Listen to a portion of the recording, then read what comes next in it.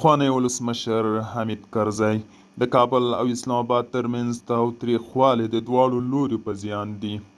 سلام، وخت مو بخیر. پام وکړئ د نن ورځې تازه خبر ته.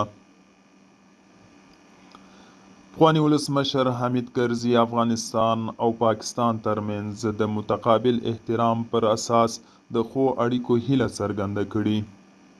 نوموړي د پاکستان سفیر عبدالرحمن نظامي سره په کتنه کې ټینګار کړی چې د دواړو هیوادونو خلکو ته باید د تګ راتګ او سوداګرۍ برخه کې اسانتیاوې برابرې شي. حامد کرزي تاوتریخوالی د دواړو هیوادونو په زیان بللی دی.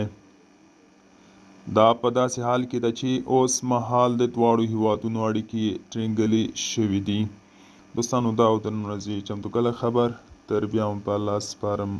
ښې جاري ښه وخت.